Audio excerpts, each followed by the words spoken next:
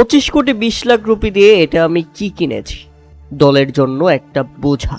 হ্যাঁ দর্শক, Australian allrounder Cameron গ্রিনের পারফরমেন্স দেখে ঠিক এভাবেই হতাশা প্রকাশ করেছেন শাহরুখ খান।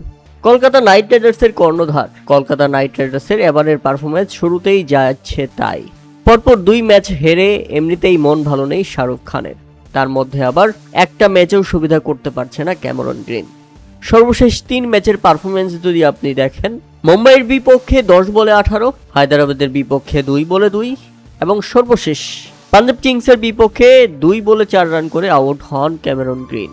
পাঞ্জাবের বিপক্ষে বাজে শুরু হয়েছে কলকাতা নাইট রাইডার্সের।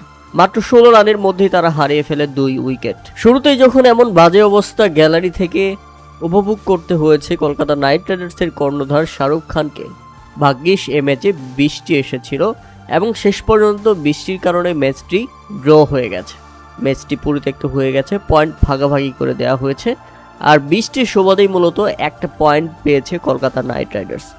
না হলে পাঞ্জাবের বিপক্ষেও যেভাবে শুরুটা করেছিল তাতে মনে হচ্ছিল পাঞ্জাবের বিপক্ষেও হেরে যাবে তারা। তবে বৃষ্টি এসে ভাগ্য বদলে দিয়েছে। তাই তো কলকাতা নাইট রাইডার্সের এমন পারফরমেন্সে বেশ মনক্ষুণ্ণ শাহরুখ খানের। তাই ভীষণ মেজাজে কলকাতা নাইট রাইডার্সের সিইও ভেঙ্কি মহীশূরের সঙ্গে কথা বলতেও দেখা গেছে শাহরুখ খানকে। তিনি হাত নাড়িয়ে এমন ইঙ্গিত করছিলেন, বোঝাই যাচ্ছিল তিনি কলকাতার ক্রিকেটারদের পারফরমেন্স নিয়ে কথা বলছেন। এমন একজন ক্রিকেটারকে 25,20,00,000 রুপি দিয়ে কেনা হয়েছে, যাকে বোলিং করাতে পারবে না কলকাতা নাইট রাইডার্স।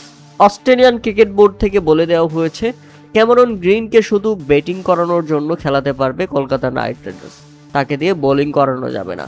আর ব্যাটিংয়ে যা ইচ্ছে তাই অবস্থা আইপিএল এর সবচেয়ে দামি খেলোয়াড়ের। এই যদি হয় অবস্থা, তখন মালিক পক্ষের হৃদয় ভেঙে যাওয়াটা স্বাভাবিক। তার মধ্যে আবার আইপিএল এর কর্তৃপক্ষের কারণে কলকাতা নাইট রাইডার্সের প্রিমিয়াম বোলার মুস্তাফিজুর রহমানকে ছেড়ে দিতে হয়েছে। তাদের বোঝাই যাচ্ছে এবারে কলকাতা নাইট রাইডার্স শুরুতেই ভেঙে পড়েছে এবং তাদের দলের যে মোমেন্টাম ছিল সেটা নষ্ট হয়ে গেছে। দর্শক, তবে কি কলকাতা শেষ পর্যন্ত ঘুরে দাঁড়াতে পারবে? কলকাতা শেষ পর্যন্ত কি কোয়ালিফাই করতে পারবে সুপার 4-এ? ক্যামেরন গ্রিন কি তার ব্যাট হাতে জ্বলে উঠতে পারবে? আপনাদের মতামত অবশ্যই আমাদের কমেন্ট করে জানাবেন।